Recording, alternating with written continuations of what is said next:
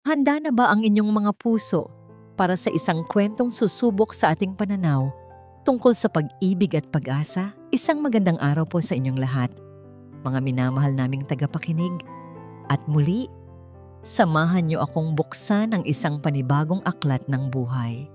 Sabi nila, ang bawat paglubog ng araw ay may dalang pangako ng isang bagong umaga. Ngunit paano kung ang gabi sa iyong buhay ay tila walang katapusan at ang dilim ang naging iyong tanging kanlungan? Isang malakas na dagundong ng kulog ang gumising sa kaluluwa ni Kael Montenegro. Kasabay nito ang pamilyar na imahe, ang basag na salamin ng windshield, ang matinis na tunog ng nagkikiskisang bakal, at ang huling salitang binitiwan ng kanyang asawa, hindi bilang isang pamamaalam, kundi bilang isang sumbat. Napabalikwas siya ng bangon. Habol ang kanyang hininga. Ang sutlang kumot ay nabalot sa kanyang mga binti. Tila mga tanikalang pumipigil sa kanyang pagtakas mula sa bangungot na paulit-ulit siyang dinadalaw gabi-gabi. Pawis na pawis ang kanyang noo at ang tibok ng kanyang puso ay isang mabangis na tambol sa loob ng kanyang dibdib. Hindi na niya kailangang tingnan ang mamahaling orasan sa kanyang tabi. Alam niyang madaling araw pa lamang. Ang ulan sa labas ay malakas. Ang mga patak nito'y walang awang humahampas sa salaming bintana ng kanyang silid, tila nakikidalamhati sa walang hanggang gabi na bumabalot sa kanyang buhay. Dahan-dahan siyang tumayo, ang bawat galaw ay mabigat. Hindi siya nag-abalang buksan ang ilaw. Sa loob ng isang taon, mas naging kaibigan pa niya ang dilim. Ang una niyang pinuntahan, gaya ng dati, ay ang kwarto sa kabilang pasilyo. Ang silid ng kanyang anak. Walang katok. Maingat niyang pinihit ang seradura. Ang amoy ng lavender at baby powder ay sumalubong sa kanya. Isang malinis at payapang amoy na kabaligtaran ng kaguluhan sa kanyang isip. Sa gitna ng malawak na silid, sa loob ng isang magarang kama, ay mahimbing na natutulog ang kanyang kaisa-isang anak, si Sinag. Nilapitan niya ito. Sa murang edad na 5, taglay ni Sinag ang mga guhit ng mukha ng kanyang yumaong ina. Ang mahahabang pilikmata, ang maliit na ilong, ang mapupulang labi. Ngunit ang mga matang yon, ang mga matang dapat sanay kasing kinang ng pangalan nito, ay mananatiling nakapikit sa isang mundong walang kulay. Isang mundong binuo ng kadiliman. Inayos ni Kael ang kumot na bahagyang nahulog mula sa balikat ng bata. Pinagmasdan niya ang payapang mukha nito. Sa mga sandaling tulad nito, halos makalimutan niya ang hatol ng mga doktor. Congenital blindness. Permanent. No cure. Ang mga salitang yon ay tila mga punyal na patuloy na nakatarak sa kanyang puso. Mayaman siya, makapangyarihan, kayang bilhin ng pera niya ang lahat. Ngunit hindi nito kayang ibalik ang buhay ng kanyang asawa. At higit sa lahat, hindi nito kayang bilhin ang liwanag para sa kanyang anak. Ang katotohanan iyon, ang pinakamabigat na krus na kanyang pinapasan. Kaya naman isinara niya ang kanyang mundo at ginawang isang gintong hawla ang kanilang tahanan, ang Hacienda de Silencio. Kinabukasan, humupa na ang bagyo, ngunit nanatili ang makulimlim na panahon. Nakaupo si Kael sa kanyang malawak na study, pinagmamasdan ang mga papeles ng negosyo na hindi naman niya binabasa. Ang kanyang isip ay lumilipad sa ibang lugar. Isang magalang na katok ang pumutol sa kanyang pag-iisip. "Sir," wika ni Mang Lito, ang kanilang matandang katiwala. Narito na po siya, ang aplikante para maging bagong tagapag-alaga ni Sir Sinag. Bumuntong hininga si Kael. Ito na ang pang-4 na aplikante sa loob ng 6 na buwan. Walang nagtatagal. Lahat sila'y sumusuko sa bigat ng katahimikan sa loob ng mansyon, o di kaya'y hindi makayanan ang mga striktong patakaran na ipinapatupad niya. "Papasukin mo!" Malamig niyang utos. Ilang sandali pa, isang babae ang pumasok. Simple lamang ang kanyang kasuotan, isang kupas na bestida at lumang sapatos. Nakayuko ito habang naglalakad, tila nahihiya sa karangyaan ng lugar. Nang mag-angat ito ng tingin, nakita ni Kael ang kanyang mukha. Wala itong espesyal, maliban sa kanyang mga mata. Sa mga mata ng babae, may isang uri ng kalungkutan na pamilyar sa kanya. Isang kalungkutan na hindi itinatago ng kahit anong pilit ng ngiti. Liwayway Cruz po. Mahinang pakilala nito. Hindi nagsalita si Kael. Tinitigan niya lang ito mula ulo hanggang paa. Isang tingin na matalim at mapanuri. Alam mo ba ang trabahong pinapasok mo? Opo, sir. Para po alagaan si Sinag. Hindi lang yon, mariing sabi ni Kael. Tumayo siya at naglakad palapit dito. Pinalilibutan ito ng kanyang aura ng kapangyarihan. Ang mga patakaran dito ay simple. Walang malakas na tawanan, walang telebisyon, walang ingay. Ang atensyon mo ay dapat nasa anak ko lamang. Hindi ka pwedeng magpapasok ng kahit sinong bisita. Ang araw mo ay magsisimula bago magising ang anak ko at magtatapos kapag tulog na siya. Maliwanag. Nakita niya ang bahagyang paglunok ni Liwayway, ngunit tumango ito. Opo, sir. Maliwanag po. Good. Halika, ipakikilala kita sa kanya. Naunang maglakad si Kael, pabalik sa silid ni Sinag.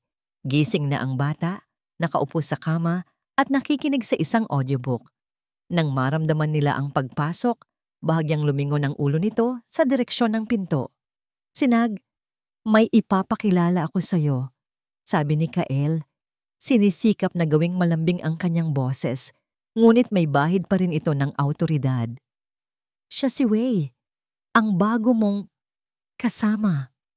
Mula sa likuran ni Kael, humakbang si Liwayway. At sa sandaling iyon, nakita ni Kael ang isang bagay na hindi niya inaasahan. Natigilan ng babae.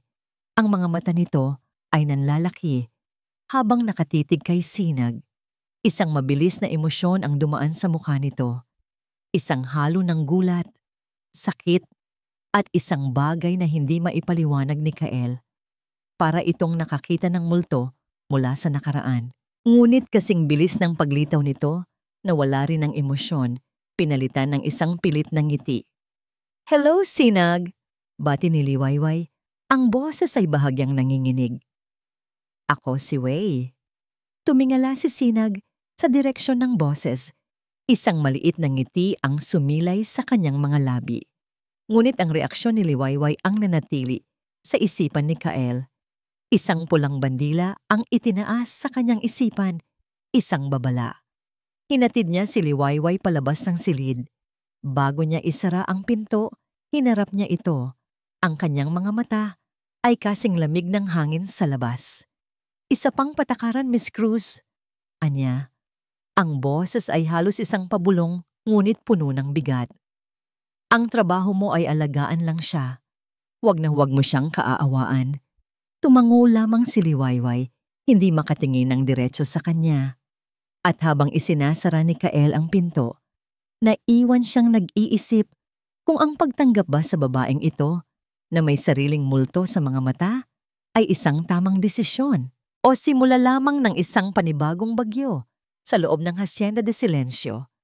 Ang unang mga araw ni Liwayway sa Hacienda de Silencio ay parang paglalakad sa loob ng isang magandang kulungan. Malawak ang mga pasilyo, mataas ang mga kisame, at makintab ang mga sahig na kayang salaminin ni ang sarili mong anino. Ngunit ang bawat sulok nito ay binabalot ng isang nakabibinging katahimikan. Isang katahimikan na tila humihinga, nagmamasid, at nanghuhusga. Sinunod niya ang bawat patakaran ni Jikael Montenegro. Dahan-dahan siyang maglakad, mahina siyang magsalita. Maging ang pagbukas at pagsara ng mga pinto ay ginagawa niya ng walang anumang ingay. Ang tanging nagbibigay kulay sa kanyang maghapon ay ang oras na kasama niya si Sinag. Ang bata ay matalino at palatanong. Kabisado nito ang bawat sulok ng silid-aralan nito sa pandinig at pandama.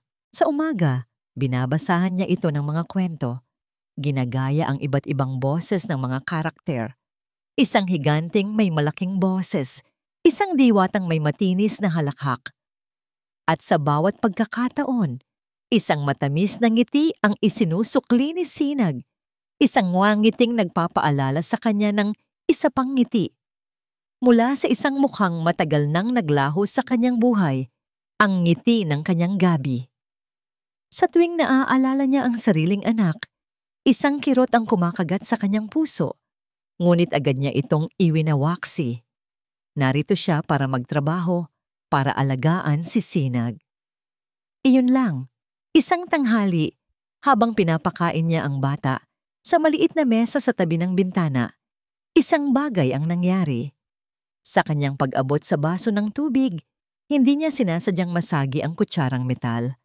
Nahulog ito sa sahig na gawa sa marmol, lumikha ng isang maingay na kalansing. Ngunit hindi ang tunog ang nakakuha ng kanyang pansin. Kasabay ng pagbagsak nito, tumama ang sikat ng araw sa kutsara at isang matinding kislap ng liwanag ang umilaw sa sahig. At sa isang iglap na yon, nakita niya ito. Bahagyang napapikit si Sinag. Isang mabilis, halos hindi mapansing pagkurap ng kanyang mga pilik mata na para bang nasilaw. Okay ka lang, Sinag? Nag-aalala niyang tanong. Opo, Ate Wei, sagot ng bata. Nagulat lang po ako sa tunog. Tumango si Liwayway at pinulot ang kutsara. Ngunit ang imahe ng pagpikit ni Sinag ay nakatatak na sa kanyang isipan. Isang bulong ng pagdududa ang nagsimulang umusbong sa kanyang puso. Paano mapipikit ang isang taong hindi naman nakakakita? Baka guni-guni niya lang. O baka naman reflex lang yun? Hindi niya ito pinansin sa buong maghapon. Ngunit ng gabing iyon, sa kanyang maliit na silid, hindi siya mapakali. Ang huling sinabi ni G. Montenegro ay umalingaw-ngaw sa kanyang isipan. Huwag na huwag mo siyang kaawaan. Hindi ito awa. Ito ay pag-asa? Isang maliit at mapanganib na pag-asa. Binuksan niya ang kanyang luma at basag na cellphone. Gamit ang mahinang Wi-Fi signal, nagsimula siyang magsaliksik. Mga sintomas ng congenital blindness. Pwede bang masilaw ang bulag? Light sensitivity in blind children. Ang mga nababasa niya ay magkakahalo. May mga nagsasabing posible pa ring magkaroon ng kaunting light perception ang ilan. Ngunit ang kaso ni Sinag, ayon sa sinabi sa kanya ng katiwala, ay total blindness. Walang liwanag, walang anino, kadiliman lamang. Ang pagdududa ay hindi na isang bulong. Isa na itong sigaw sa kanyang isipan. Kailangan niya ng kasagutan. Kailangan niyang malaman. Kinabukasan, hinintay niya ang kanyang pagkakataon. Isang hapon, habang mahimbing na natutulog si Sinag para sa kanyang siesta, dahan-dahan siyang pumasok sa silid. Ang mga kurtina ay bahagyang nakabukas, nagbibigay ng manipis na sinag ng liwanag sa loob. Maingat siyang umupo sa sahig, ilang talampakan mula sa kama. Sa kanyang kamay, hawak niya ang isang maliit na keychain na may flashlight. Nanginginig ang kanyang mga kamay. Pakiramdam niya ay gumagawa siya ng isang malaking kasalanan. Paano kung magkamali siya? Paano kung bigyan niya ng huwad na pag-asa ang sarili niya at masaktan lang sa huli? Ngunit mas malakas ang kanyang instinct bilang isang ina. Ang instinct na nagsasabing may mali. Huminga siya ng malalim. Pindot! Isang maliit at bilog na sinag ng liwanag ang lumabas mula sa flashlight. Hindi niya ito itinutok sa mukha ng bata. Iyon ay magiging malupit. Sa halip, itinutok niya ito sa pader sa tapat ng kama. Sa isang sulok kung saan walang anumang bagay na nakasabit. Hinintay niya. Isang segundo. 2, 3. Walang nangyari. Isang buntong hininga ng kabiguan ang handa ng kumawala sa kanyang mga labi. Mali ka, Liwayway. Imahinasyon mo lang ang lahat. Aalisin na sana niya ang kanyang daliri. Sa switch ng bigla, gumalaw si Sinag. Dahan-dahan, ang ulo ng natutulog na bata ay bahagyang lumingon. 1 milimetrong paggalaw, ngunit lumingon ito sa direksyon kung nasaan ang tuldok ng liwanag sa pader. Napasinghap si Liwayway, agad niyang tinakpan ang kanyang bibig. Ang tibok ng kanyang puso ay kumakarera. Inulit niya. Pinatay niya ang flashlight. Ibinalik ni Sinag ang ulo nito sa dating posisyon. Binuksan niya ulit. At muli, dahan-dahan itong lumingon. Hindi ito nagkataon lang. Hindi ito imahinasyon. Ang batang ito, nakakaramdam ng liwanag. Sa sobrang tuwa at gulat, hindi niya namalayan ang dahan-dahang pagbukas ng pinto sa kanyang likuran. Ang tanging nagpabalik sa kanya sa realidad ay ang isang malamig at galit na boses na tila kidlat na gumuhit sa katahimikan ng silid. Anong kababalaghan ang ginagawa mo? Napatalon sa gulat si Liwayway. Kasabay ng paglingon niya ay ang pagtago niya sa flashlight sa kanyang likuran na para bang isang kriminal na nahuli sa akto. Nakatayo sa may pinto si Kael Montenegro. Ang kanyang mukha ay isang maskara ng yelo at apoy. Ang kanyang mga mata ay nag-aalab sa galit. Nakatutok hindi sa kanya, kundi sa maliit na flashlight na pilit niyang itinatago. Ang katahimikan sa pagitan nila ay mabigat, puno ng isang sumbat na hindi pa nabibigkas. At sa sandaling iyon, alam ni Liwayway na ang maliit na sinag ng pag-asang kanyang natagpuan ay maaaring maging dahilan ng pagkawala ng lahat. Ang galit na sumiklab sa dibdib ni Kael ay hindi basta-basta init. Ito ay isang rumaragasang apoy. Sa loob ng isang taon, binuo niya ang mga pader ng Hacienda de Silencio, hindi lang gamit ang semento at bakal, kundi gamit ang mga patakaran at katahimikan para protektahan ang marupok na kapayapaan sa loob ng kanyang nawasak na mundo. At ang babaeng ito, sa isang iglap, ay sinira ang lahat ng yon gamit ang isang maliit at murang flashlight. Ano sa tingin mo ang ginagawa mo? Ulit niya. Ang bawat salita ay mababa at puno ng panganib. Mabilis siyang humakbang palapit at sa isang galaw ay hinablot niya ang braso ni Liwayway. Hindi mahigpit, ngunit sapat para iparamdam ang kanyang kapangyarihan. Sumagot ka. Nanginginig si Liwayway, ngunit sa gitna ng takot sa mga mata nito, may nakita si Kael na isang bagay na mas lalong ikinagalit niya, determinasyon. Ginoo, may napansin po kasi ako, nauutal niyang sabi. Pilit na binabawi ang braso. Wala kang napansin, sigaw ni Kael, hindi na napigilan ang sarili. Ang natutulog na si Sinag ay bahagyang gumalaw sa kama, ngunit hindi nagising. Ang pinakamagagaling na espesyalista sa buong Asya ang sumuri sa anak ko. Lahat sila ay iisa ang sinabi. At ikaw, isang tagapag-alaga na naglalaro ng doktor. Anong karapatan mong bigyan siya ng pag-asang hindi naman totoo? Para sa kanya, iyon ang pinakamatinding krimen. Ang magtanim ng pag-asa sa isang lupang, alam niyang tuyot na. Iyon ay kalupitan. Hindi po huwad ang pag-asa, sir. Git ni Liwayway, at sa pagkakataong ito, may lakas sa kanyang boses. Nakita ko po, noong nahulog ang kutsara, nasilaw siya.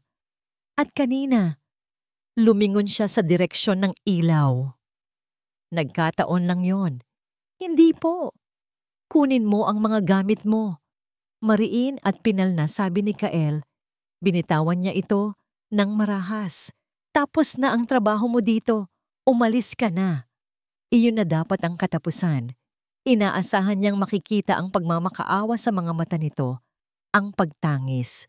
Ngunit iba ang kanyang nakita.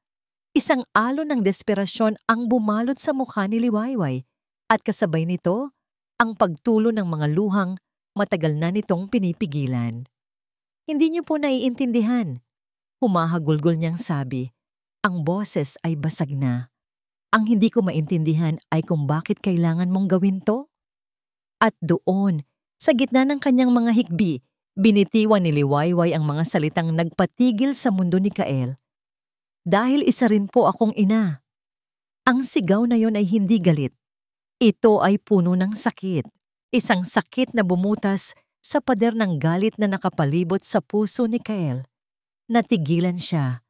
Ang lahat ng masasakit na salitang handa na niyang ibato ay naglaho sa kanyang dila.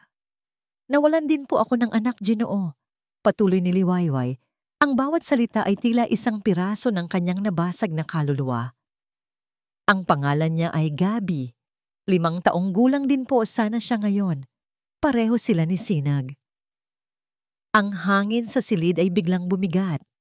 Si Kael, ang bilyonaryong sanay na kontrolin ang lahat, ay napako sa kanyang kinatatayuan. Tinitigan niya ang babae. Ang babaeng kanina lang ay isa lamang simpleng empleyado. Ngunit ngayon ay isang salamin ng sarili niyang pighati. Isang aksidente. Halos pabulong na, sabi ni Liwayway. Ang tingin ay nasa sahig. Tila binabalikan ang isang madilim na alaala. Kasalanan ko. Kung naging mas maingat lang sana ako. Hindi lumilipas ang isang araw na hindi ko sinisisi ang sarili ko. Kaya't alam ko po, Ginoo. Alam ko ang pakiramdam ng isang magulang na gustong gawin ang lahat para sa kanyang anak. Ang instinct po. Ang pakiramdam ng isang ina. Hindi po yun nagkakamali. Itinaas niya ang kanyang basang mukha. At sa pagkakataong ito, tumingin siya ng diretso sa mga mata ni Kael. Hindi ko po siya kinakaawaan. Ang nakikita ko po sa kanya ay hindi isang batang bulag. Ang nakikita ko po ay isang bata na maaaring may pag-asa pa. Isang pag-asang ipinagkait sa akin ng tadhana para sa sarili kong anak. Ang katahimikan na sumunod ay mas malalim pa kaysa sa dati. Ang tanging maririnig ay ang mahinang paghikbi ni Liwayway at ang payapang paghinga ni Sinag. Nag-away ang isip at puso ni Kael. Ang isip niya ay sumisigaw. Mga doktor, siyensya, mga pagsusuri. Hindi sila pwedeng magkamali. Ngunit ang puso niya, na matagal nang manhid, ay nakaramdam ng isang bagay. Ang sakit sa mga mata ni Liwayway ay totoo. Ang panginginig ng kanyang boses ay hindi pagkukunwari. Walang sino man ang kayang umarte ng ganoong klaseng pighati. Lumingon siya at tumingin sa kanyang anak. Paano kung may katiting na katotohanan sa sinasabi ng babaeng ito? Ang pag-iisip pa lang ay nakakatakot. Dahil kung may pag-asa, nangangahulugan iyon na sa loob ng 1 taon ay hinayaan niyang manatili sa dilim ang kanyang anak nang walang ginagawa. Muli siyang humarap kay Liwayway. Ang nag-aalab na galit sa kanyang mga mata ay napalitan ng isang malamig at kalkuladong tingin. Naglakad siya pabalik sa pinto. Ang kanyang desisyon ay nabuo na. Hindi ka aalis, Anya. Ang boses ay walang emosyon. Nag-angat ng tingin si Liwayway. Ang mukha ay puno ng pagkalito. Humarap si Kael. Ang kanyang mga mata ay matalim na, tila kayang tumagos sa kaluluwa nito. Bibigyan kita ng 1 linggo. 1 linggo para patunayan mo yang instinct mo. Bigyan mo ako ng isang bagay na mas matibay pa kaysa sa luha at kwento mo. Humakbang siya palabas ng pinto, ngunit huminto sandali. Patunayan mo ang sinasabi mo, pagdidiin niya. Kung hindi, sa loob ng 1 linggo, umalis ka na dito habang buhay. At isinara niya ang pinto. Iniwan si Liwayway sa loob ng silid. Hindi na bilang isang simpleng tagapag-alaga, kundi bilang tagapagdala ng isang mapanganib na pangako. Isang pangako ng liwanag na maaaring maging katotohanan o isang kasinungalingang wawasak sa kanilang lahat. Ang ultimatum ni Kael Montenegro ay isang espadang nakabitin sa ibabaw ng ulo ni Liwayway. 1 linggo, 7 araw. Bawat pagpatak ng segundo sa lumang orasan sa pasilyo ay tila isang paalala ng kanyang papalapit na kabiguan o tagumpay. Sa sumunod na 2 araw, naging anino si Liwayway. Bawat kilos ni Sinag ay kanyang pinag-aralan. Ang bahagyang pag-iwas nito kapag binubuksan niya ang kurtina sa umaga, ang paglingon nito sa bintana kapag may dumadaang sasakyan na nagre-reflect ng sikat ng araw. Isinulat niya ang lahat. sa isang maliit na kwaderno. Ngunit alam niyang hindi ito sapat. Ang mga ito'y obserbasyon lamang, madaling isantabi bilang nagkataon lang. Kailangan niya ng isang bagay na matibay. Isang ebidensya. Si G. Montenegro naman ay naging mas mailap pa kaysa dati. Palagi itong nakakulong sa kanyang study at kapag lumalabas ay malamig ang pakikitungo. Tila pinagsisisihan na ang pagkakataong ibinigay sa kanya. Ngunit sa likod ng malamig na maskarang yon, nakikita ni Liwayway ang isang bagay sa mga mata nito. Isang kislap ng pag-aantay, isang takot na umasa. Nang ikatlong gabi, habang naghahanda na siyang matulog, may kumatok ng marahan sa kanyang pinto. Nagulat siya. Walang sino man ang kumakatok sa kanyang pinto. Pagbukas niya, bumungad sa kanya si Kael. Bihis pa rin sa kanyang pang-opisina. Ngunit ang kanyang mukha ay seryoso. At ang kanyang mga mata ay may kakaibang intensidad. Sumunod ka sa akin, pabulong niyang utos. Huwag kang gagawa ng ingay. Walang tanong-tanong. Sumunod si Liwayway. Dinala siya nito sa isang pasilyo na hindi pa niya napupuntahan, ang guest wing ng mansyon. Huminto sila sa tapat ng isang pinto. Ito ang dating silid ni Bella Alcacid, ang dating nurse ni Sinag.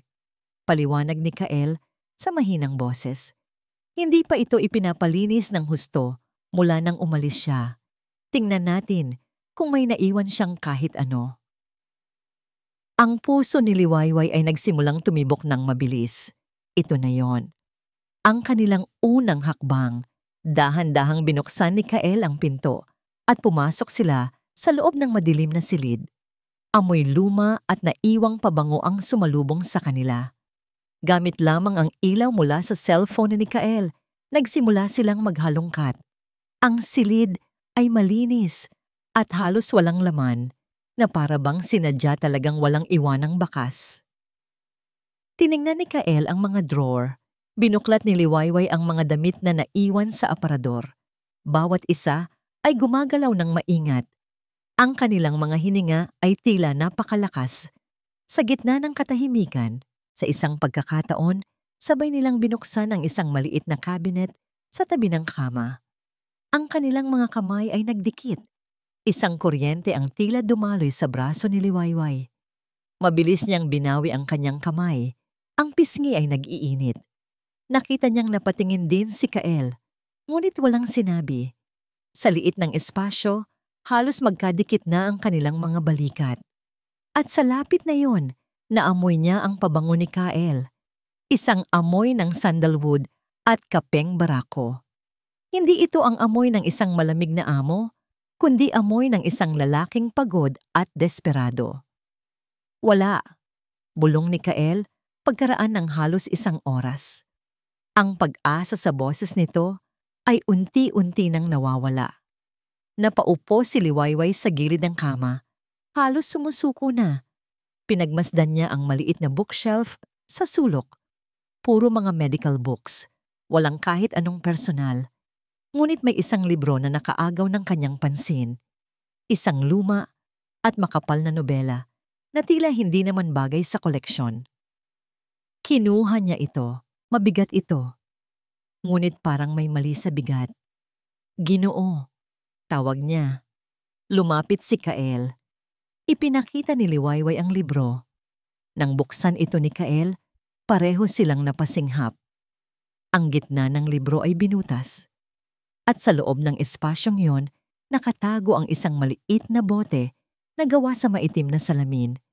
Wala itong kahit anong marka o pangalan. Kinuha ito ni Kael. Tinitigan niya ito sa ilalim ng ilaw ng kanyang cellphone. Nakita ni Liwayway ang pagbabago sa kanyang mukha. Ang pagkalito ay napalitan ng pagdududa. Ang mga bitamina para sa mata ni Sinag ay laging may reseta at label mula sa butika. Sabi ni Kael, ang boses ay naglalaman ng bagong tensyon. Hindi ito ang gamot niya. Mabilis silang lumabas ng silid, dala ang bote. Nagkulong sila sa study ni Kael.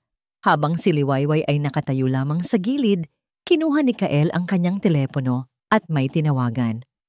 Marco, Sabi niya sa kausap, may ipapadala ako sa iyo sa laboratorio.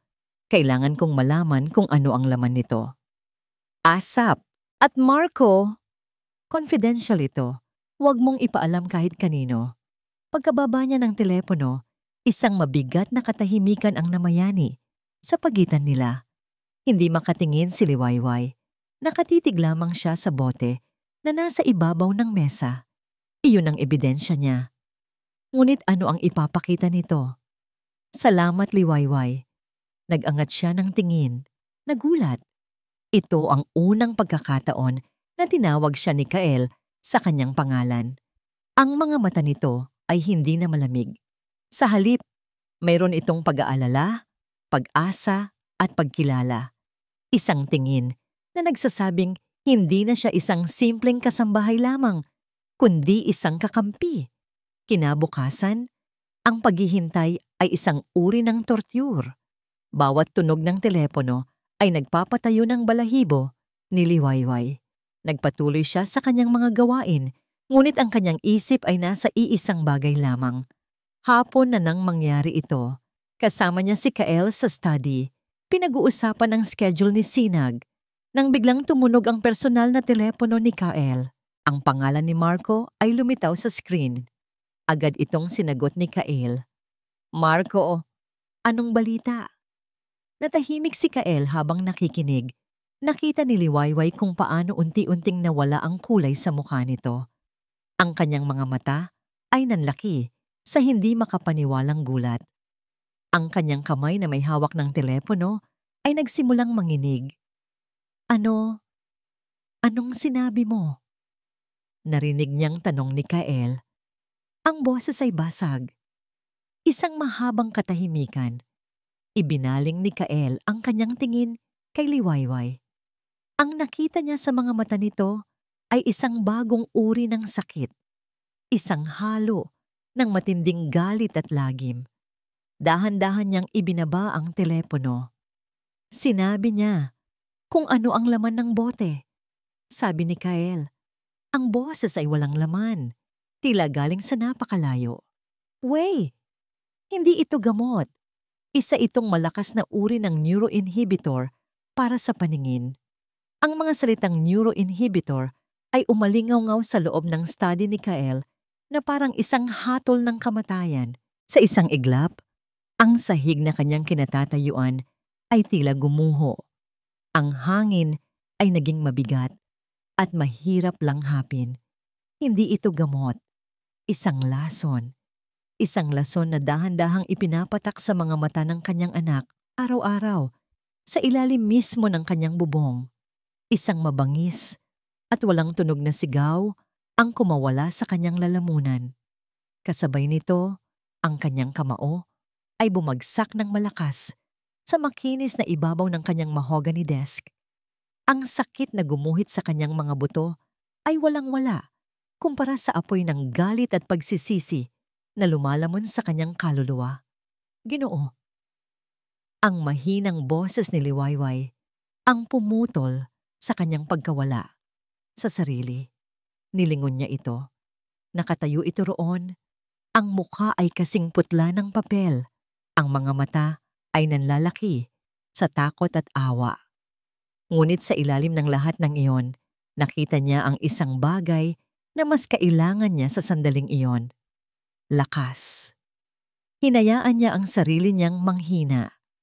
Napasandal siya sa pader, ang mga tuhod ay tila babigay. Paano niya hinayaang mangyari ito? Siya, na kayang patakbuhin ang isang multi-bilyong korporasyon, ay naging bulag sa pinakamahalagang bagay sa kanyang buhay. Kasalanan ko to, Anya. Ang boses ay garalgal at puno ng pait. Pinagkatiwalaan ko siya. Sa kanyang gulat lumapit si Liwayway. Hindi ito nagsalita. Sa halip, marami nitong ipinatong ang kamay nito sa kanyang balikat. Isang simpleng dampi. Ngunit ang init na nagmula roon ay tila isang angkla sa gitna ng nagngangalit na bagyo sa kanyang isipan. Ang haplos na yon ay hindi haplos ng isang empleyado sa kanyang amo. Iyon ay haplos ng isang taong nakakaintindi sa kanyang sakit. Huminga siya ng malalim. Ang pagdampi na yon ang nagpabalik sa kanya. Ang galit ay naroon pa rin, ngunit hindi na ito bulag. Ito ay naging isang matalim at nakatutok na sandata. Hindi ito ang oras para magsisisi. Ito ang oras para maningil. Hanapin ninyo si Bella Alcacid. Utos niya sa kanyang security head sa telepono. Ilang minuto lang ang nakalipas. Ang kanyang boses ay kalmado na, ngunit mas delikado. Gusto kong malaman ang bawat galaw niya sa nakalipas na 6 na buwan. Mga bank records, phone records, lahat. At gusto ko siyang mahanap. Ngayon na. Ang kanyang study ay naging isang war room. Ang mga sumunod na oras at araw ay lumipas na parang isang blur ng mga tawag sa telepono, pag-aaral ng mga dokumento, at pag-inom ng mapait na kape. At sa lahat ng iyon, naroon si Liwayway sa kanyang tabi. Hindi ito umuuwi sa silid nito. Tahimik lang itong nakaupo sa isang sulok, nagtitimpla ng kape kapag nakikita siyang pagod, o di kaya'y simpleng presensya lamang na nagpapaalala sa kanya kung para saan at para kanino ang laban na ito. Isang gabi, pagod na sila. 2:00 na ng madaling araw. Magkasama silang pinapanood ang mga lumang CCTV footage mula sa pasilyo. Paulit-ulit, naghahanap ng kahit anong kakaiba. "Teka, sir!" Biglang sabi ni Liwayway, itinuturo ang screen. "I-pause niyo po." Nakita nila ang isang eksena. 2 linggo bago umalis si Bella. Isang delivery man ang nag-abot ng isang maliit na package. Normal lang sana, kung hindi lang sa reaksyon ni Bella. Lumingon ito sa paligid na para bang may tinitingnan, bago mabilis na ipinasok ang package sa kanyang bulsa. Walang record ng anumang delivery para sa kanya sa logbook ng araw na yon, sabi ni Kael. Ang kanyang isip ay mabilis na nagdugtong-dugtong ng mga piraso. Ngunit ang bawat lead ay nauuwi sa wala. Ang address ni Bella ay sa isang apartment na matagal na niyang nilisan. Ang kanyang mga kamag-anak ay walang alam kung nasaan siya. Si Bella Alcacid ay tila naglaho na parang bula. Hanggang sa dumating ang tawag mula sa private investigator na kanyang kinuha. "Mr. Montenegro, may nakuha kami sa bank records niya," sabi ng investigador. 5 araw bago siya umalis, may pumasok na ₱250,000 sa account niya. Kinabukasan, withdraw niya ang lahat, cash. At base sa airline records, lumipad siya papuntang Dubai 2 araw bago dumating ang bagong tagapag-alaga. One-way ticket. Napapikit si Kael. Muntik na. Kung hindi lang dahil sa instinct ni Liwayway, hindi na sana nila malalaman ang katotohanan. Huli na ang lahat. Pagod at bigo, napasandal si Kael sa kanyang upuan. Tumingin siya kay Liwayway. Nakatulog na pala ito sa sofa. Ang ulo ay nakasandal sa armrest. Ang mukha ay payapa, ngunit may bahid ng pagod. Sa liwanag ng buwan na tumatagos sa bintana, nakita niya ang bakas ng mga tuyong luha sa pisngi nito. Alam niyang umiyak ito kanina, habang akala niya'y hindi siya nakatingin. Isang damdamin ang pumuno sa kanyang puso. Isang damdamin na hindi galit o pagsisisi, kundi pasasalamat. Ang babaeng ito, na may sariling mabigat na pasanin, ay piniling manatili at tulungan siya. Dahan-dahan siyang tumayo. Kinuha niya ang isang cashmere blanket mula sa cabinet at maingat na ikinumot sa kanya. Sa kanyang pagyuko, ilang pulgada lang ang layo ng kanilang mga mukha. Naamoy niya ang banayad na amoy ng shampoo nito. Sa isang iglap, nakaramdam siya ng isang pagnanasang alisin ang ilang hibla ng buhok na nakaharang sa mukha nito, ngunit pinigilan niya ang sarili. Nakatitig lang siya rito. Pinagmamasdan ang babaeng nagdala ng isang maliit na kislap ng liwanag sa madilim niyang mundo. Biglang nag-vibrate ang kanyang telepono sa ibabaw ng mesa. Mabilis niya itong kinuha upang hindi magising si Liwayway. Ang investigador ulit. "Sir, may isa pa," pabulong na sabi nito sa kabilang linya. "Yung account na nag-transfer ng pera kay Alcacid, medyo mahirap i-trace. It's a shell corporation. Pero nung chinek namin ang registration papers, May isang pangalan na lumitaw sa board, isang minor consultant. Ang pangalang yon ay may koneksyon sa isa sa mga subsidiary company ng Montenegro Corporation. Ang dugo ni Kael ay tila nagyelo sa kanyang mga ugat. Ang paghinga niya ay biglang naging mababaw. Hindi ito isang simpleng paghihiganti ng isang nurse. Ang kalaban ay mas malaki, mas malapit, at ang anino nito ay umaabot hanggang sa loob ng kanyang sariling imperyo. Ang impormasyon tungkol sa Montenegro Corporation ay isang pader na bumangga sa kanilang investigasyon. Bigla, ang kalaban ay naging isang multong walang mukha. Maaring isang kasosyo sa negosyo na may galit, isang malayong kamag-anak na naiinggit, o kahit sinong may akses sa sistema ng kumpanya. Ang bawat anino sa pasilyo ay tila naging isang suspek. Ang pagod at kabiguan ay bumalot sa Hacienda de Silencio.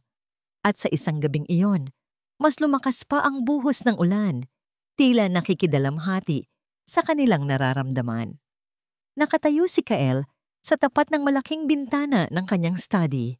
Hawak ang isang baso ng brandy, pinagmamasdan ang paghampas ng ulan sa salamin. Sa likod niya, abala si Liwayway sa pagliligpit ng mga baso ng kape at mga nagkalat na dokumento.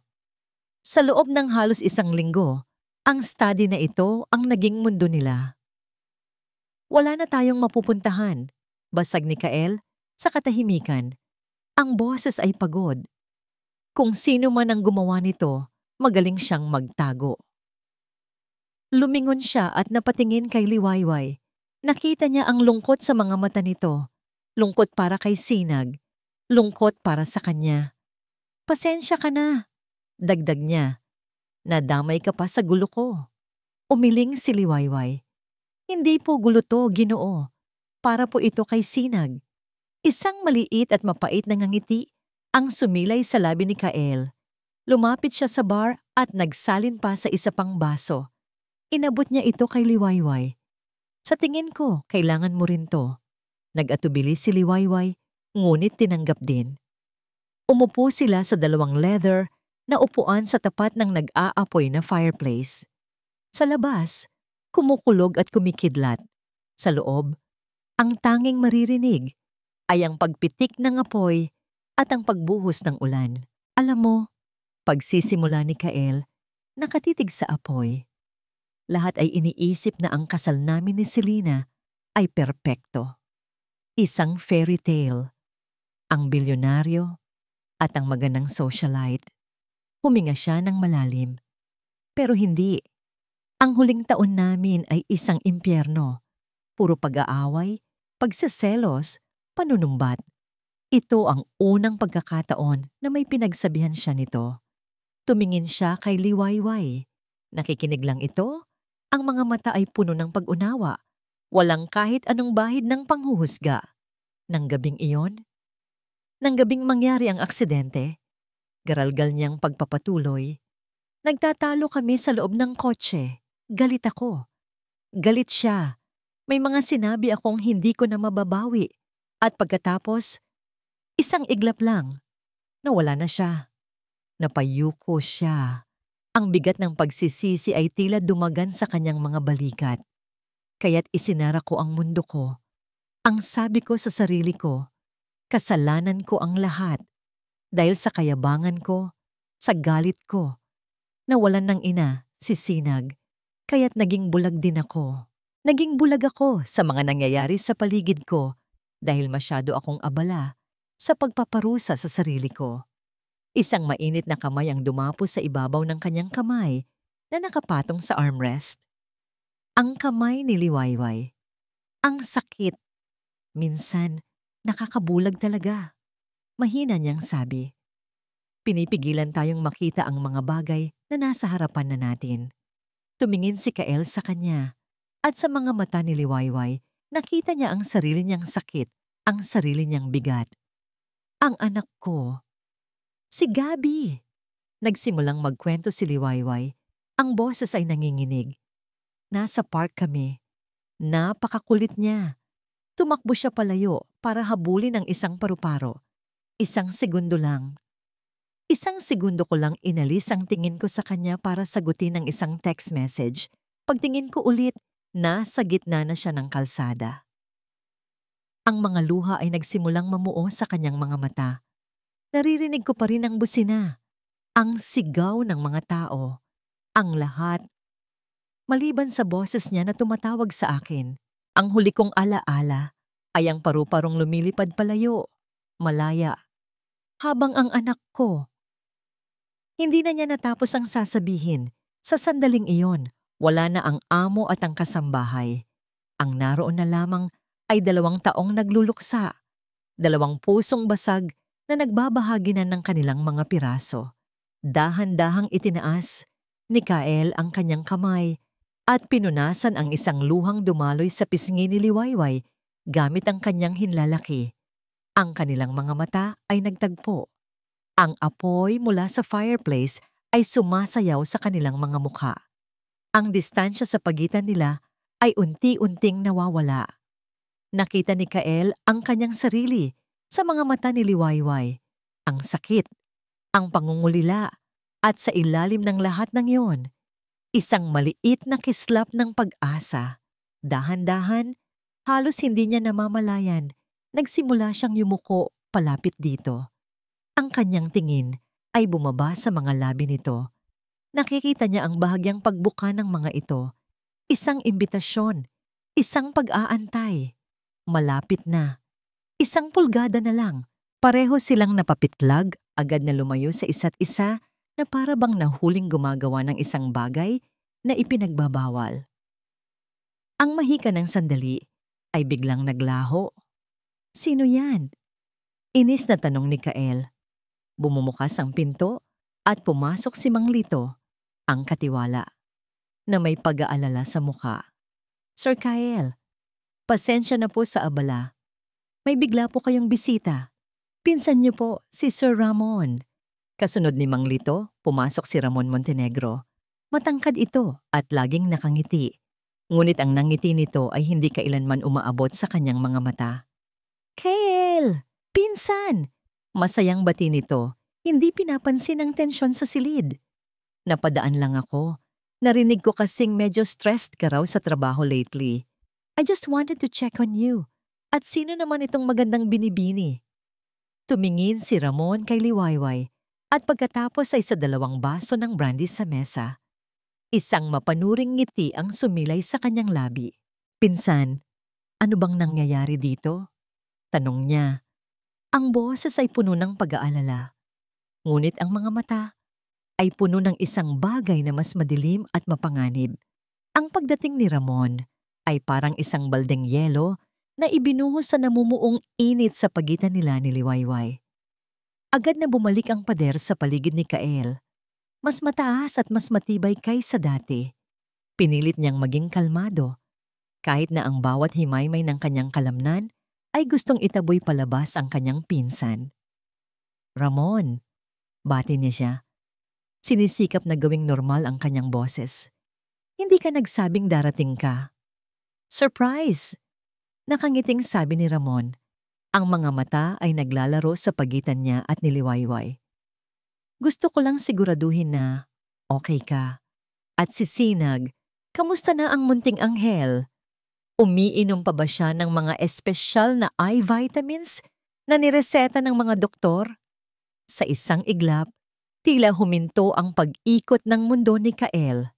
Espesyal na eye vitamins, 2 salita, 2 simpleng salita na tanging siya, ang mga doktor, at si Bella Alcacid lamang ang nakakaalam. Isang detalye na hindi niya kailanman ibinahagi kahit kanino, lalo na sa kanyang mga kamag-anak dahil ayaw niyang maging paksa ng tsismis ang kalagayan ng kanyang anak.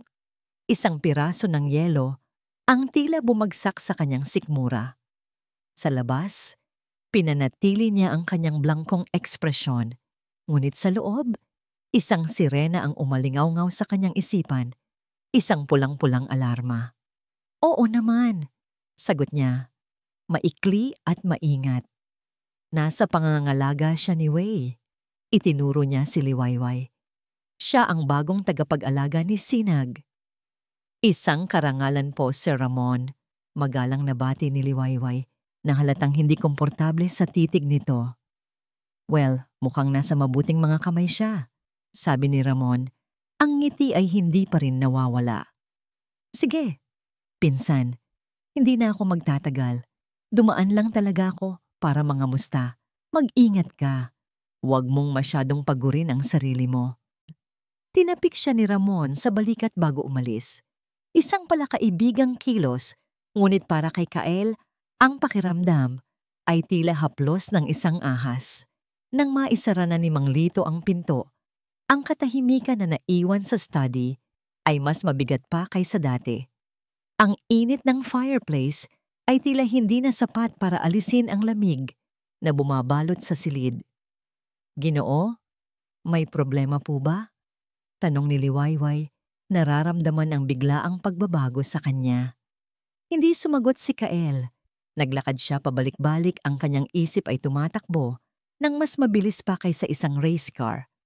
Ang mga piraso ng puzzle na dati magulo ay biglang nagkaroon ng isang nakakatakot na hugis. Naalala niya ang isang Pasko, ilang taon na ang nakalipas, nang biruin siya ni Ramon tungkol sa pagmana niya sa kumpanya. Swerte mo, pinsan. Ipinanganak kang Montenegro. Sabi nito, may halong pagbibiro ngunit may pait sa ilalim. Naalala niya ang peking pakikiramay ni Ramon nang mamatay si Selena. Ang mga mata nitong hindi naman nagpapakita ng tunay na kalungkutan. Naalala niya ang mga maliliit na komento, ang mga pasaring na puno ng inggit sa tuwing may tagumpay siyang nakakamit. Lagi niyang isinasantabi ang mga iyon. Ganyan lang talaga si Ramon, sabi niya sa sarili. Ngunit ngayon, ang lahat ng iyon ay bumalik na parang mga multo. Hindi maaari, bulong niya sa sarili. Dugo, pamilya, paanong? Huminto siya. Kinuha niya ang kanyang telepono. Hindi niya pwedeng sabihin kay Liwayway ang kanyang hinala. Hindi pa. Ito ay isang halimaw na kailangan niyang harapin ng mag-isa. Tinawagan niya ang kanyang private investigator. May bago akong ipapatrabaho sa'yo. Sabi niya, ang boses ay kalmado ngunit may bakal sa ilalim. Kalimutan mo muna ang tungkol kay Bella Alcacid. Ang gusto kong imbestigahan mo ay si Ramon Montenegro. Lahat. Mga business dealings, personal na buhay, bank accounts, lahat. At gusto ko ng resulta sa lalong madaling panahon. Ang mga sumunod na oras ay ang pinakamahaba sa buhay ni Kael. Hindi siya makaupo. Hindi siya makakain. Ang tanging nagawa niya ay maghintay. Sinabi niya kay Liwayway na magpahinga na. Ngunit alam niyang pareho lang silang gising, nag-iisip, nag-aalala.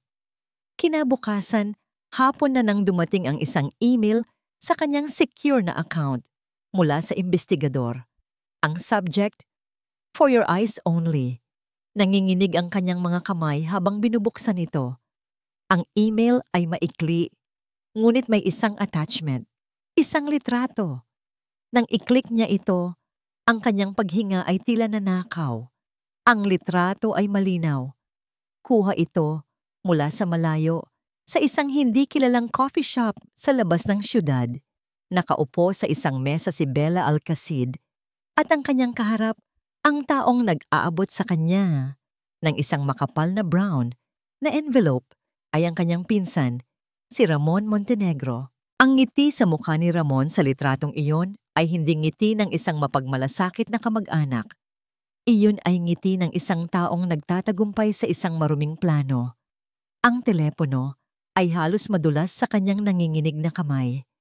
Ang katotohanan ay isang sampal na mas malakas pa kaysa sampal ng realidad. Hindi ito isang kaaway sa negosyo. Hindi ito isang dayuhan. Ito ay ang kanyang sariling dugo. Ang taong lumaki kasama niya. Ang taong tinuring niyang kapatid. Ang sakit ng pagkakanulo ay mas matindi pa kaysa sa galit. Pakiramdam niya ay sinaksak siya ng paulit-ulit sa kanyang likod. At sa gitna ng kanyang pagkabigla, biglang nag-ring ang kanyang telepono. Nag-flash ang pangalan sa screen Isang pangalan na ngayon ay nagdudulot ng lason sa kanyang paningin. Ramon Montenegro. Huminga siya ng malalim at sinagot ito, hindi nagsasalita. Pinsan! Masayang bati ni Ramon sa kabilang linya. Kamusta? Naisip ko lang narinig ko na may mga inaalam ka raw na interesante. Natahimik si Kael, ang kanyang mga daliri ay humigpit sa pagkakahawak sa telepono. Mag-ingat ka, Kael! Nagpatuloy si Ramon. Ang boses ay malambing pa rin. Ngunit ngayon ay may nakakakilabot na lamig. Mahirap na. Baka kung anong mangyari. At baka mapahamak pa si Munting Sinag. Hindi kailanman nakita ni Liwayway si Kael Montenegro na ganoon. Matapos niyang ibaba ang telepono, hindi ito sumigaw, hindi ito nagdabog. Sa halip, isang nakakatakot na katahimikan ang bumalot dito. Naupo ito sa kanyang upuan. Ang mga mata ay nakatitig sa kawalan. Ang mukha ay blangko, na parang isang estatwang gawa sa marmol. Ngunit sa ilalim ng kalmadong anyo na yon, nakita ni Liwayway ang isang bagyo ng pagkakanulo at sakit na mas malakas pa kaysa sa ulan sa labas. Ginoo, mahina niyang tawag, lumalapit ng may pag-iingat na para bang lumalapit sa isang sugatang hayop. Itinaas ni Kael ang kanyang tingin at sa mga mata nito, nakita ni Liwayway ang katotohanan bago pa man nito sabihin. Si Ramon, Anya. Ang boses ay walang buhay. Siya ang may pakana ng lahat. Ang mga salitang iyon ay tila mga pako na bumaon sa sahig ng study. Si Sir Ramon, ang pinsang palangiti, ang taong nag-aalala, ang taong nagtanong tungkol sa espesyal na eye vitamins ni Sinag, ang lahat ay biglang nagkaroon ng isang nakapangingilabot na kahulugan. Ipinakita sa kanya ni Kael ang litrato sa telepono, si Ramon at si Bella. Ang brown na envelope, ang nangiti ng tagumpay. Pagkatapos, ikinuwento nito ang pagbabanta sa telepono. Gagamitin niya si Sinag laban sa akin. Sabi ni Kael, ang boses ay puno ng pait at takot. Alam niyang iyon ang kahinaan ko. Sa sandaling iyon, naintindihan ni Liwayway ang bigat ng kanilang sitwasyon. Ang kanilang kalaban ay hindi na isang nurse na tumakas. Ang kalaban nila ay isang Montenegro, isang taong may kapangyarihan, pera at impluensya. Sila ay parang dalawang maliliit na isda na sinusubukang lumangoy laban sa pinakamalakas na agos. Sinubukan nilang bumuo ng plano, ngunit paano ka lalaban sa isang multo? Paano mo isisiwalat ang katotohanan kung ang kalaban mo ang kayang bumili ng kasinungalingan? Ang pakiramdam ng kawalan ng pag-asa ay isang makapal na kumot na bumalot sa kanila. At hindi sila pinaghintay ni Ramon. Kinabukasan, nagsimula ang pag-atake. Nanonood ng balita si Liwayway sa maliit na telebisyon sa kusina nang bigla itong lumabas. Isang business segment. Ang paksa. Ang biglaang pagbaba ng stocks ng Montenegro Corporation. Isang financial analyst ang ini-interview. May mga alingasanggas na ang kasalukuyang CEO. Si Mr. Kael Montenegro ay dumadaan sa isang personal crisis matapos ang pagpanaw ng kanyang asawa. May mga tanong tungkol sa kanyang kakayahang pamunuan ang kumpanya sa panahong ito. Pinatay niya ang TV. Ang lason ay nagsisimula ng kumalat. Sinisira ni Ramon ang reputasyon ni Kael sa mundong ginagalawan nito, kung saan ang tiwala at katatagan ay lahat. Ngunit iyon ay simula pa lamang. Ang pinakamasakit na dagok ay dumating kinahapunan. Isang magarang kotse ang pumarada sa tapat ng hasyenda. Isang babaeng nasa edad 40, bihis na bihis at may dalang briefcase, ang nagpakilala bilang isang social worker mula sa DSWD. Narito po ako para i-assess ang living environment ng batang si Sinag Montenegro, sabi nito sa formal at malamig na boses. Pinapasok siya ni Kael. Ang panga nito ay matigas sa pagpipigil ng galit. Ang babae ay naglakad sa loob ng bahay na parang isang general na nag-iinspeksyon. Sinilip niya ang bawat silid, tiningnan ang laman ng ref, at ang kanyang mga tanong ay parang mga patalim. Gaano kadalas ninyong nakakasama ang inyong anak? Mr. Montenegro? Sino po ang pangunahing nag-aalaga sa kanya? Mayroon po ba kayong history ng emotional instability? At ang pinakamasakit sa lahat ay nang kausapin niya si Liwayway ng sarilinan. Ikaw si Liwayway Cruz, ano ang kwalifikasyon mo para mag-alaga ng isang batang may espesyal na pangangailangan? Pakiramdam ni Liwayway ay hinuhubaran siya. Ang kanyang pagkatao, ang kanyang pagmamahal kay Sinag, ay ginagawang isang numero lamang sa isang checklist. Alam niya kung kanino galing ito. Isa itong malinaw na mensahe mula kay Ramon. Kaya kong pasukin kahit ang pinakapribadong espasyo ninyo. Kaya kong kunin ang lahat sa inyo. Nang makaalis ang social worker, ang katahimikan na naiwan ay mas mabigat pa kaysa dati. Ang Hacienda de Silencio, na dati isang kanlungan, ay naging isang hawlang nakabukas para sa lahat ng panganib. Gabi na. Hindi mapakali si Liwayway. Nagpunta siya sa kusina para uminom ng tubig. Habang nakatayo sa tabi ng bintana, may isang bagay sa labas ang nakaagaw ng kanyang pansin. Sa dulo ng mahabang driveway, sa labas ng gate, may isang sasakyang nakaparada. Madilim. Walang ilaw. Ngunit sa isang iglap na tumama ang ilaw ng buwan, nakita niya ang silweta ng isang lalaki sa loob, nakaupo sa driver's seat. Hindi ito gumagalaw. Nagmamasid lang. Isang kilabot ang gumapang sa kanyang likuran. Binabantayan sila. Mabilis niyang isinara ang kurtina at tumakbo papunta sa study. Naabutan niya si Kael na nakatayo. Hawak ang isang brown na sobre na kadarating lang sa pamamagitan ng isang special courier. Ang paraan ng paghawak ni Kael dito ay tila isa itong ahas na handa siyang tuklawin. Ano yan? Tanong niya.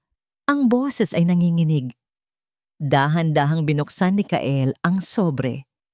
Inilabas niya ang isang makapal na papel. Ang kanyang mga mata ay mabilis na binasa ang mga nakasulat. At nakita ni Liwayway kung paano gumuho ang huling piraso ng pag-asa sa mukha nito. Bumagsak ang mga balikat ni Kael sa pagkatalo. Iniabot niya ang papel kay Liwayway. Ito ay isang court summons, isang formal na dokumento mula sa korte, isang petisyon para sa isang emergency custody hearing para kay Sinag Montenegro. Ang nagsampa? Isang nag-aalalang kamag-anak na piniling manatiling confidential sa ngayon. Ito na ang huling dagok, ang deklarasyon ng giyera. Hindi na lang reputasyon o negosyo ang habol ni Ramon. Ang gusto niyang kunin ay si Sinag. Ang court summons ay hindi lang isang piraso ng papel. Ito ay isang tanikala. Isang tanikalang ipinulupot ni Ramon sa leeg ni Kael. At ang dulo ng kadena ay hawak nito ng mahigpit.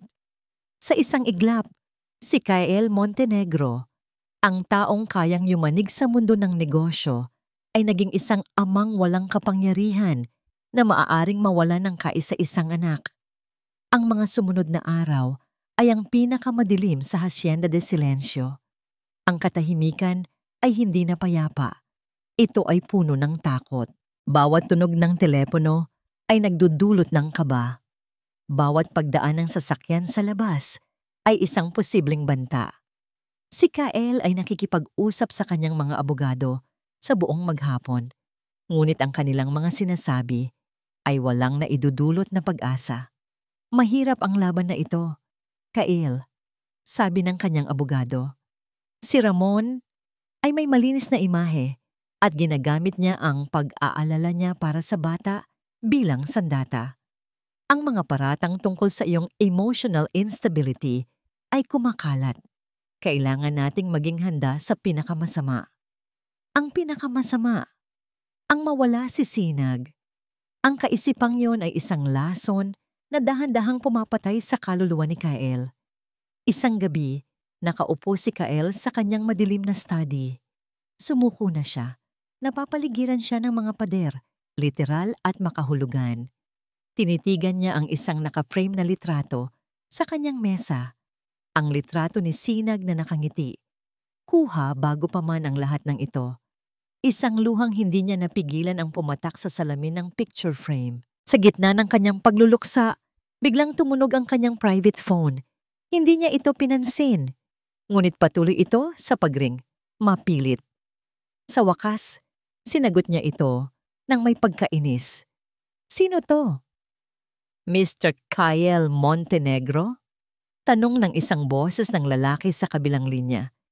Isang boses na hindi niya kilala, ngunit may bahid ng nerbiyos at pag-aalinlangan. Ako nga. Anong kailangan mo? Ang pangalan ko po ay hindi na mahalaga, sabi ng lalaki. Dati po akong Chief Financial Officer sa isa sa mga kumpanya ni Mr. Ramon Montenegro. Tinanggal niya ako sa trabaho nung 1 buwan, walang dahilan. Pinalabas niyang ako ang nagnakaw, pero ang totoo, may natuklasan ako. Napaupo ng tuwid si Kael. Ang kanyang puso ay nagsimulang tumibok ng may bagong ritmo. Natuklasan na ano? Narinig ni Kael ang malalim na pagbuntong hininga sa kabilang linya. Mga irregularidad, mga ghost account, money laundering, at isang malaking cash withdrawal na naka-itemize bilang personal services na natrace ko sa isang bank account sa ilalim ng pangalan, Bella Alcacid. Ang hangin ay tila ninakaw mula sa mga baga ni Kael. Ito na. Ito ang baril na kanina pa nila hinahanap. Nasaan ka? Magkita tayo. Mabilis na sabi ni Kael. Natatakot po ako, sir. Makapangyarihan si Mr. Ramon. Mas makapangyarihan ako, giit ni Kael. Ang boses ay puno ng bagong determinasyon. Protektahan kita. Sabihin mo lang kung saan. Ang kanilang pagkikita ay naganap sa isang madilim at halos walang taong parking lot ng isang lumang gusali sa Maynila. Ang lalaki na nagpakilalang si Mang June ay inabot kay Kael ang isang itim na hard drive. Nandyan po ang lahat, sir. Nanginginig na, sabi ni Mang June. Mga kopya ng bank statements, emails, audio recording ng mga pag-uusap nila ni Mr. Ramon tungkol sa mga transaksyon. Ito po ang insurance ko. At ngayon, sa inyo na. Pagbalik ni Kael sa hacienda, dala ang hard drive para siyang may hawak na isang sagradong relikya. Nadatnan niya si Liwayway sa study, nag-aantay. Ang mga mata nito ay puno ng pag-aalala. Way! Tawag niya, at sa unang pagkakataon sa loob ng maraming araw, isang maliit na ngiti ang sumilay sa kanyang mga labi. Sa tingin ko, may pag-asa na tayo. Magdamag silang dalawa sa study. Isinalin nila ang laman ng hard drive sa laptop ni Kael at isa-isang lumabas ang mga kasinungalingan at krimen ni Ramon. Mga dokumento ng pandaraya, mga email na nag-uutos ng mga ilegal na paglilipat ng pondo, at ang pinakamatibay na ebidensya, isang audio file. Click! Boses ni Ramon. Siguraduhin mong walang magiging bakas. 250,000. Pagkatapos nito, gusto kong maglaho ka na parang bula, Bella. Boses ni Bella. Paano kung malaman nila? Boses ni Ramon. Hindi nila malalaman.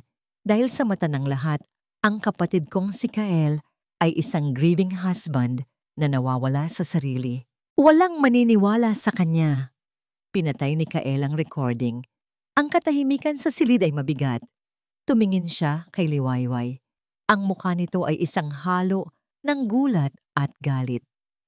Kailangan nating ipakita to sa pulis, sabi ni Liwayway. Umiling si Kael. Hindi sapat. Babalik na rin lang ito ng mga abogado niya. Kailangan nating gawin ito sa isang lugar kung saan hindi niya makokontrol ang lahat. Sa isang lugar kung saan ang reputasyon niya ang nakataya. Tumayo siya at lumapit sa bintana. Pinagmamasdan ang papalapit na bukang Liwayway. Isang ideya ang nabubuo sa kanyang isipan. Isang plano na mapanganib ngunit maaring maging epektibo. Gagamitin ko ang impluensya ko, sabi niya. Magpapatawag ako ng isang emergency board meeting para sa Montenegro Corporation bukas. Ang agenda, a hostile takeover. Nagulat si Liwayway. Pero yun po ang gusto niya, di ba? Oo, sabi ni Kael. Lumingon ito sa kanya.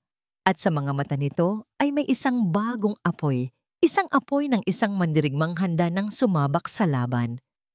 Hahayaan ko siyang isipin na nananalo na siya. At kapag nandoon na ang lahat ng miyembro ng board, kapag ang buong atensyon ay nasa kanya na, doon ko ilalabas ang lahat ng ito. Lumapit siya kay Liwayway.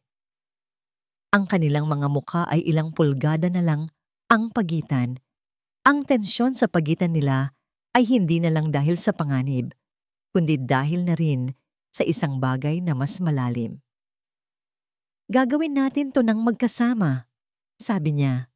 At sa pagkakataong ito, kinuha niya ang kamay ni Liwayway at pinisil ito ng mahigpit. Ang init ng kanilang mga kamay ay isang pangako, isang sumpa.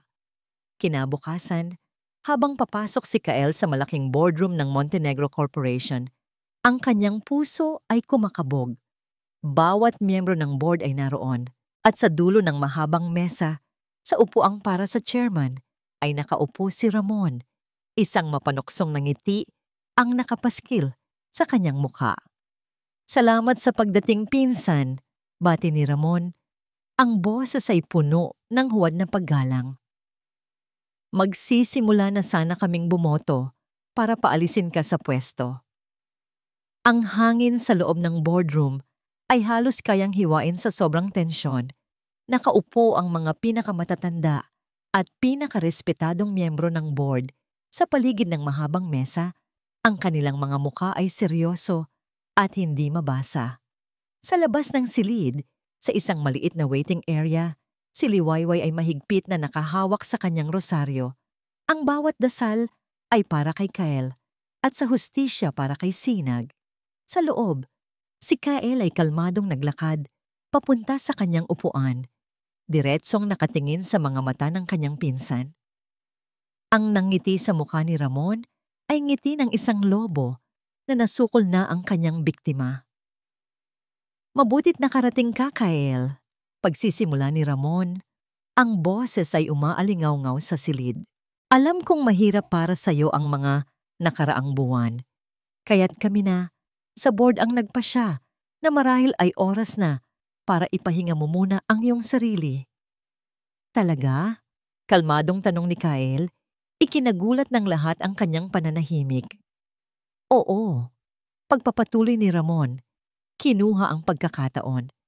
May mga kumakalat na balita tungkol sa iyong kalusugang pangkaisipan at ang kapakanan ng kumpanya at syempre, ni Sinag, ang aming pangunahing inaalala.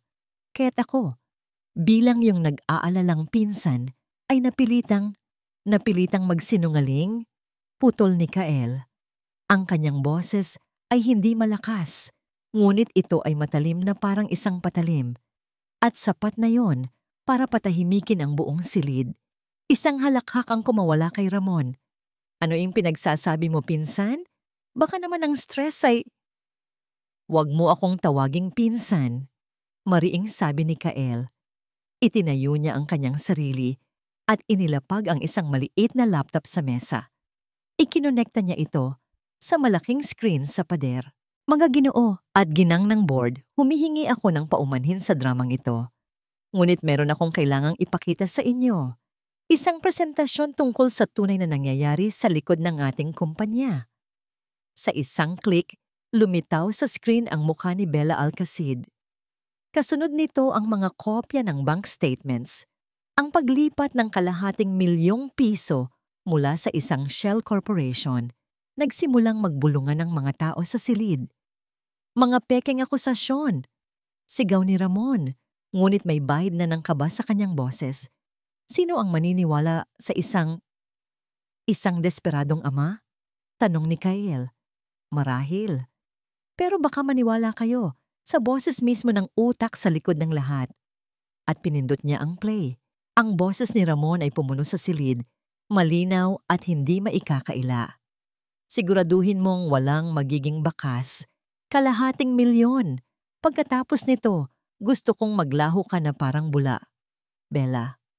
Ang katahimikan na sumunod ay nakabibingi. Ang lahat ng mga mata ay napunta kay Ramon. Ang kulay sa kanyang mukha ay biglang nawala. Ang kanyang mapanuksong na ngiti ay naglaho, napalitan ng isang maskara ng purong gulat at takot. Ito ay gawa-gawa. Edited yan.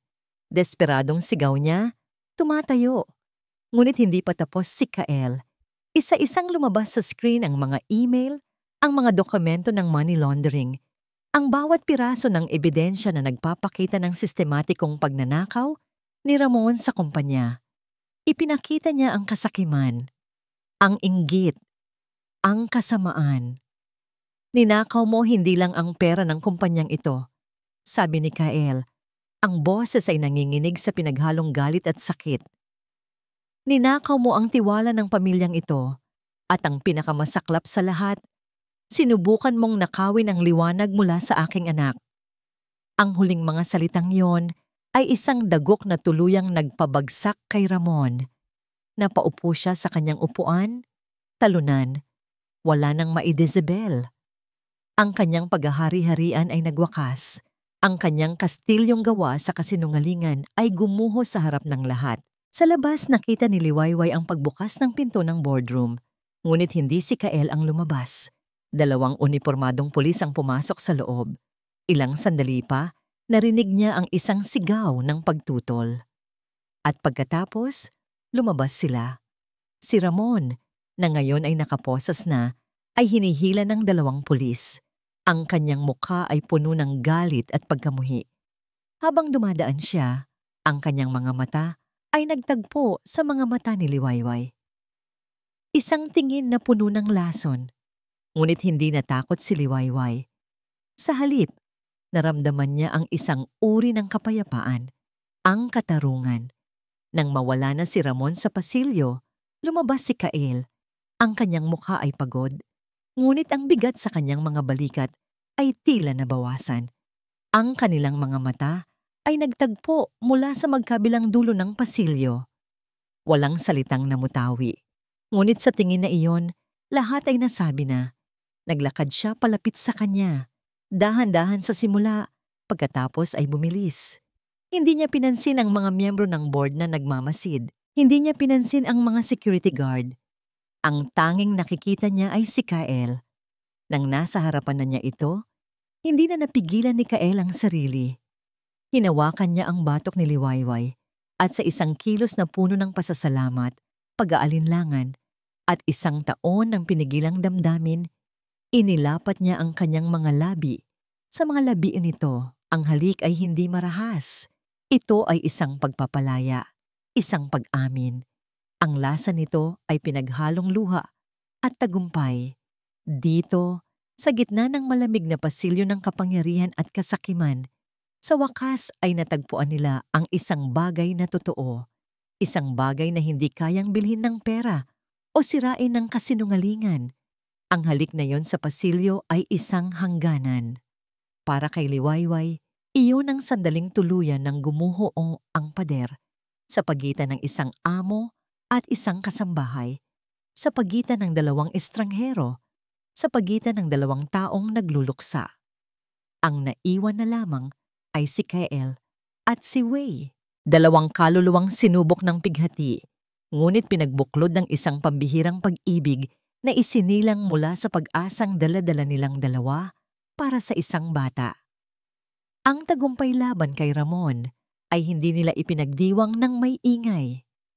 Sa halip, ipinagdiwang nila ito sa katahimikan, sa pamamagitan ng pagtupad sa pangakong matagal nang ipinagkait sa kanila.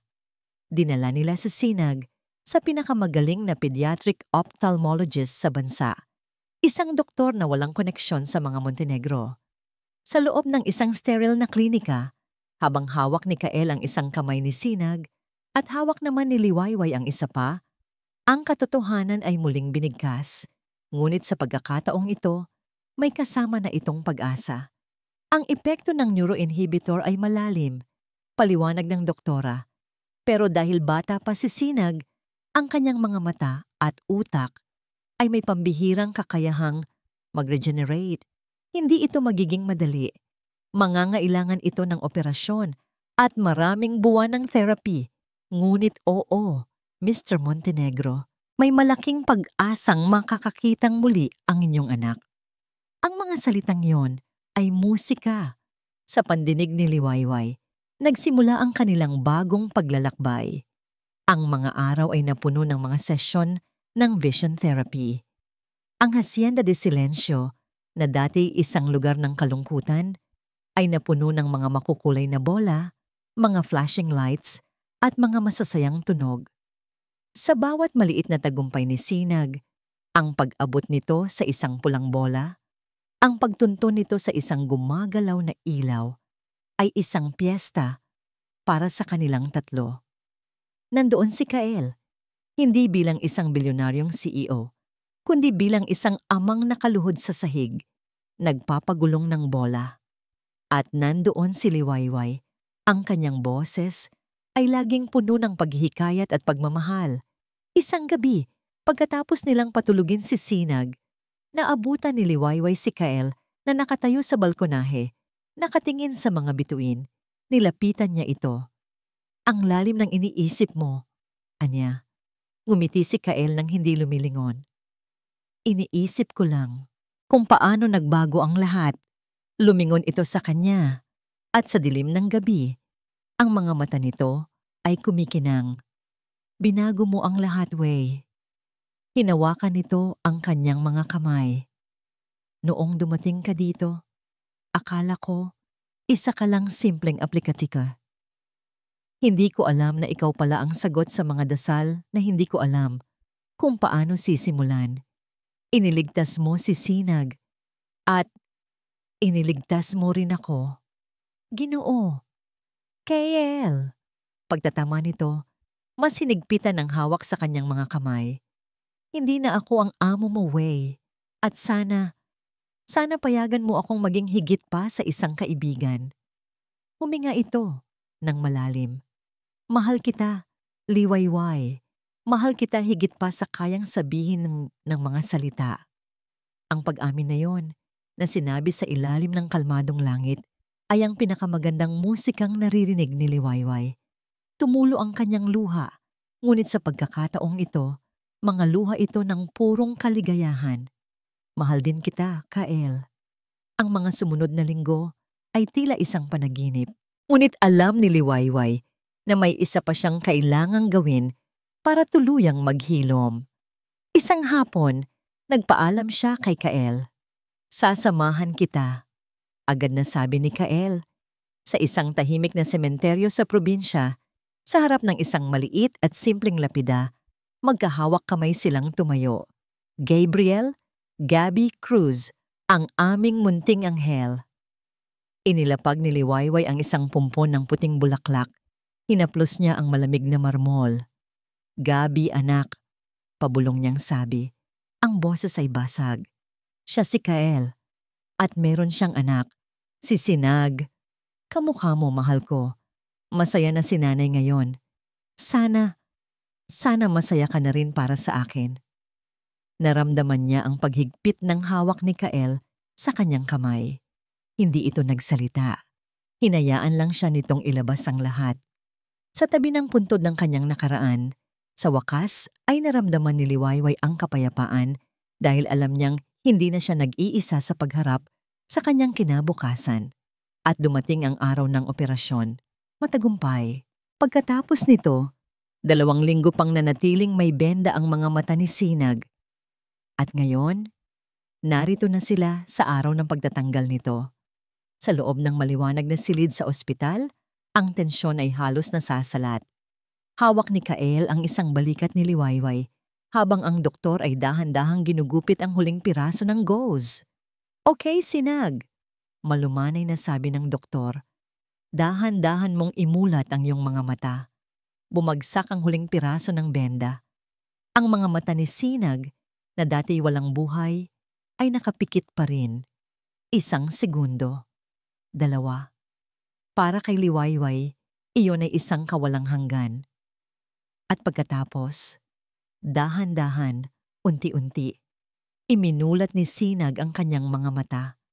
Kumukurap-kurap ito, naninibago sa liwanag. Ang kanyang tingin ay malabo sa simula, naglalakbay sa puting kisame, sa bintana, sa mukha ng doktor. Pagkatapos, ang kanyang tingin ay bumaling kay Kael. Tinitigan niya ang kanyang ama na para bang ito ang unang pagkakataon. Isang maliit na ngiti ng pagkilala ang sumilay sa kanyang labi. "Daddy?" "Ako nga, anak," sabi ni Kael. Ang boses ay nanginginig sa pigil na emosyon at pagkatapos, ang mga mata ni Sinag ay bumaling sa kanya. Tinitigan siya nito ng matagal. Pinag-aralan ang kanyang mukha, ang kanyang mga mata, ang kanyang ilong, ang kanyang ngiti. Isang ngiti na puno ng pagmamahal at pag-iyak. Itinaas ni Sinag ang kanyang maliit na kamay at itinuro siya. Ang kanyang mga labi ay bumuka. At sa pinakamalinaw at pinakamatamis na boses na narinig ni Liwayway sa buong buhay niya, sinabi ni Sinag ang isang salita na tuluyang bumuo sa kanyang nasirang pagkatao. "Nanay, 1 taon, 12 buwan, 365 araw ng unti-unting pagbabago." Para kay Kael Montenegro, ang 1 taon na lumipas ay hindi lang pagsukat sa kalendaryo. Ito ay pagsukat sa kung gaano kalayo na ang narating nila mula sa madilim na gabi ng kanilang mga kaluluwa. Ang Hacienda de Silencio ay hindi na nabubuhay sa kanyang pangalan. Ang katahimikan ay napalitan na ng mga halakhak. Ang mga madidilim na kurtina ay palaging nakabukas, hinahayaang pumasok ang sikat ng araw. At ang mga pasilyo na dati nilalakaran lamang ng mga anino ng kalungkutan, ngayon ay tinatakbuhan ng isang 6 na taong gulang na batang lalaki. Suot ang kanyang makapal na salamin habang hinahabol ang isang malaking asul na bola. "Mas mabilis, Daddy!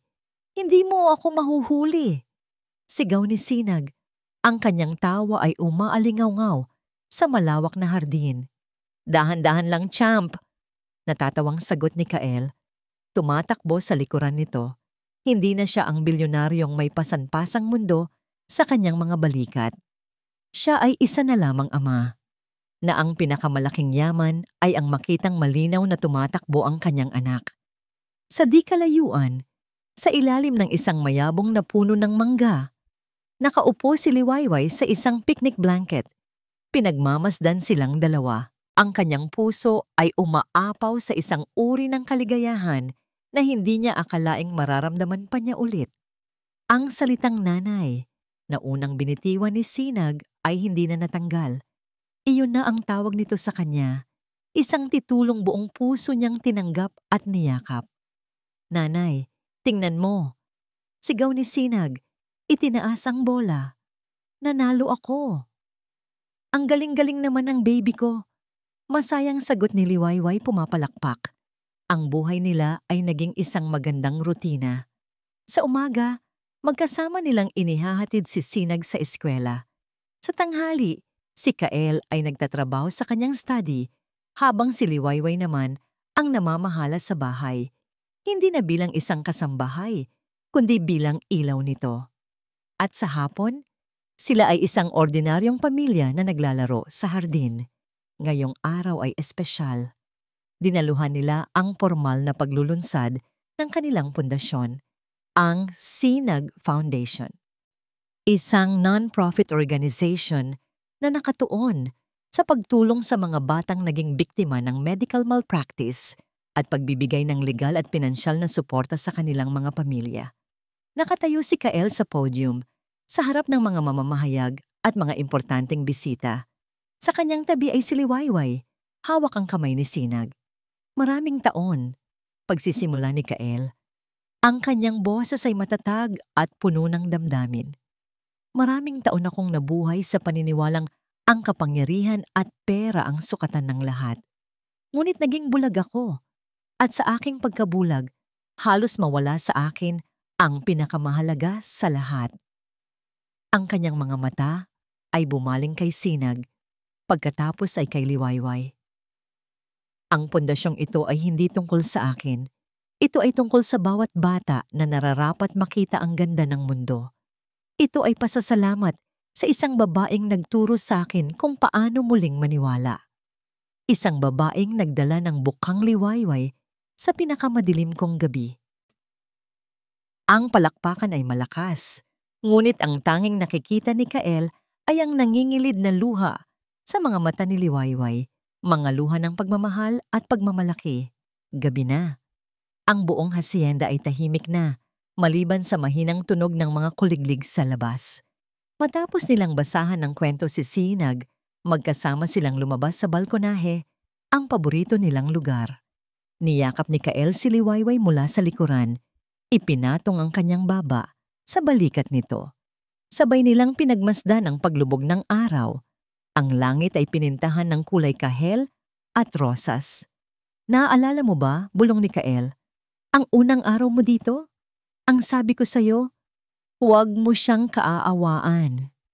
Ngumiti si Liwayway. Opo, at muntik niyo na po akong tanggalin sa trabaho. Isa yon sa pinakamalaking pagkakamali na muntik ko nang gawin. Sabi ni Kael, hinarap niya si Liwayway sa kanya, hinawakan ang kanyang mukha. Liwayway Cruz. Way, nanay ni Sinag, mahal ko, pakasalan mo ako. Hindi ito isang tanong na enggrande, na may kasamang fireworks o mamahaling sing-sing na inilabas agad. Ito ay isang tanong na simple, taos puso, at binitiwan sa isang sandaling perpekto.